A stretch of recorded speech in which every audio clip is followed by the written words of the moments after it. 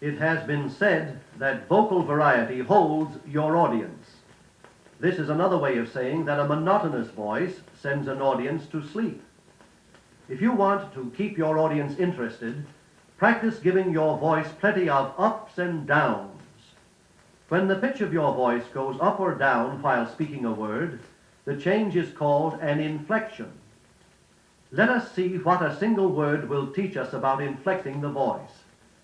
Take the single word, well. In each of the following sentences, try to speak the word well so as to express the meaning in the words that follow it. And while you are expressing the meaning, notice whether your voice goes up or down or stays level. You are doubtful. Well, I wouldn't know about that. You are pleased. Well, I'm certainly happy to meet you. You are angry. Well, so this is how you treat me. You are curious, questioning. Well, you are looking for me. You are finished with something. Well, so that's that. You are surprised. Well, I never expected this. You are exasperated. Well, how do you like that? Here's another to practice.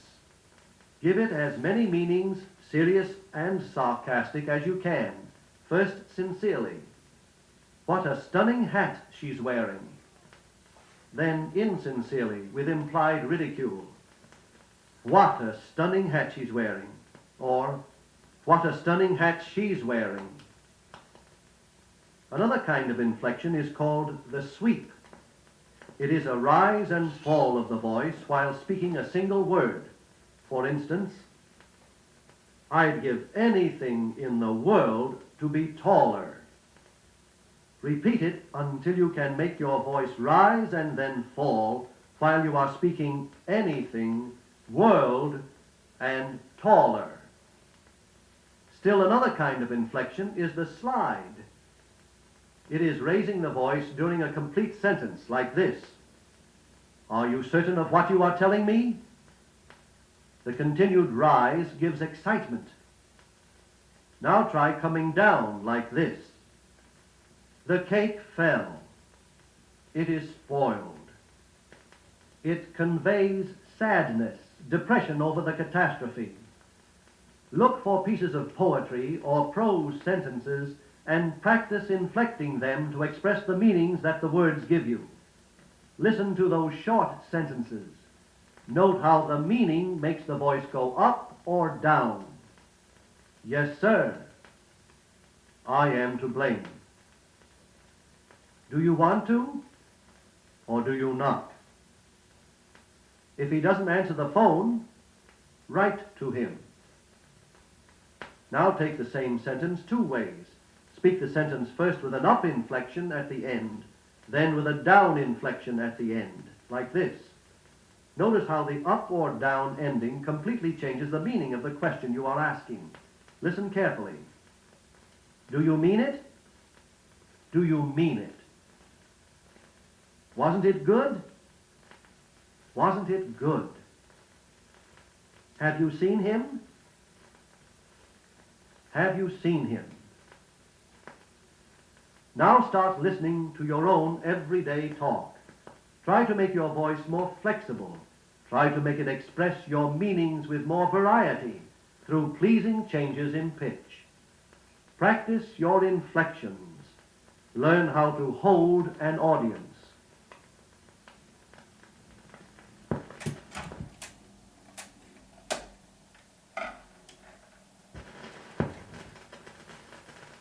In the last lesson, you learned how to give different meanings to the same words by giving up or down inflections to your voice.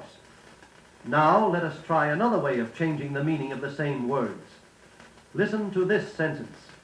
I am going to speak it in 4 different ways. Each time I will stress or emphasize a different word in it. Watch the meaning of the sentence change. Are you planning to fly to the coast? It means there is doubt about your trip. Are you planning to fly to the coast? You might answer, no, but my wife plans to fly. Are you planning to fly to the coast? You might answer, no, I plan to go by train. Are you planning to fly to the coast? You might answer, no, only to Chicago. See how many meanings can be conveyed by the very same words? Stress or emphasis is a very valuable tool for you to practice with.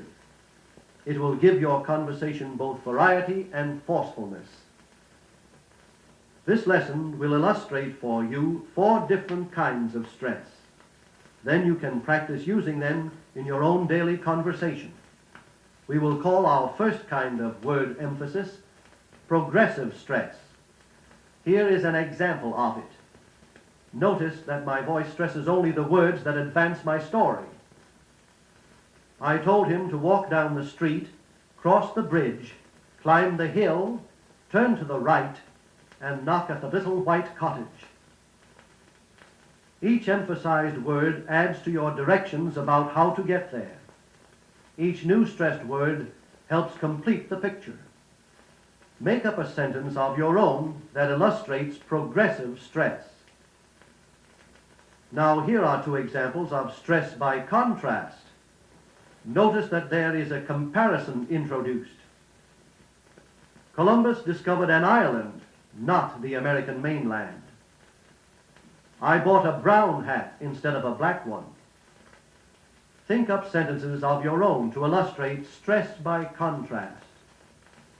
And now here's a sentence that illustrates stress by repetition. I cautioned you not to tell anyone, never to mention the subject, to keep the secret forever. Notice how the emphasis is repeated and becomes stronger through mere repetition. And now here's an example of the 4th kind of emphasis. We'll call it stress by climax. It is very valuable to the public speaker. Listen carefully. I am going to offer you a large price for this chair, more than $300, more than $500. I shall offer you more than you have ever before been paid for a chair. I offer $1,000.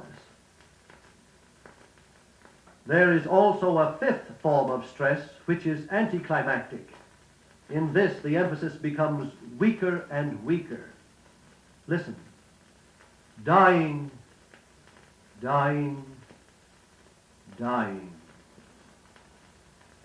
Find any newspaper report of a speech. Look for the 5 different kinds of stress. Stress by progress, by contrast, by repetition, by climax, by anticlimax.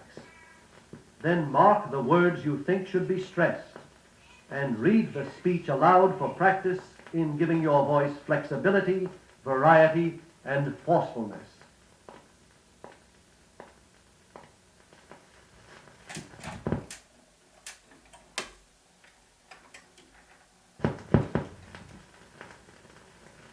Your English language has hundreds of pairs of words which sound very similar, but have entirely different meanings. For instance, you speak with veracity, you tell the truth. But you eat with voracity, you gobble your food. You see gorillas in the circus, you read how the Greek gorillas fight in the mountains. You see lightning flash, you say the sky is lightening. It takes alertness and a sensitive ear to make sure you are using these twin-like words correctly. Look up the lists of these words in handbooks on pronunciation and practice them. Here are a few more sample ear puzzlers. Censure, blame, and censor, a fault-finding official. Salary, your pay, and celery, a vegetable. Council, an advisory board, and counsel, a lawyer.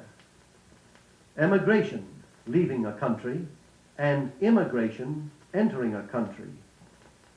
Adjoin, to be next to, and adjourn, to close a meeting. Adverse, against something, averse, unwilling to do something. Even more tricky are the many pairs of words which are spelled exactly the same, but are accented differently. For instance, increase is a noun, increase is a verb. Record is a noun, record is the verb. Survey is the noun, survey is the verb. Almost everyone mispronounces some words. We can be forgiven for failing on the unusual ones, but it marks you as a careless or uneducated person if you slip continually on the everyday words that are constantly used. Begin with them and gradually extend your conquest. If you are interested and persistent, you can have the good pronunciation of a competent public speaker. Listen to the best radio announcers and commentators. They have a high standard of pronunciation and are required to live up to it. A good way to give yourself practice in pronunciation is to combine it with practice in speaking your vowels correctly. Take this list of fairly hard words and pronounce them slowly, syllable by syllable. Give the full values to your vowels and bring out your consonants distinctly. Even exaggerate them a little. Adult, applicable, incorrigible, congregation, problematical, osteopathy, exquisite, caricature, acclimate, bouquet, address, pedagogic, providentially, horizon, mischievous, deus, reprobate, aggrandize, educate, philosophical, inhale, February, anesthetic, deleterious. And in connection with your pronunciation practice, always look up the pronunciation of any doubtful new words you meet with. This is the way to build the large and varied vocabulary which is the reliance of the effective public speaker. The moment you have a larger stock of useful words, your confidence in speaking will increase. Why? Because your larger vocabulary gives you a larger choice of words to use in expressing your thoughts. And always remember, use a word 3 times and it's yours forever.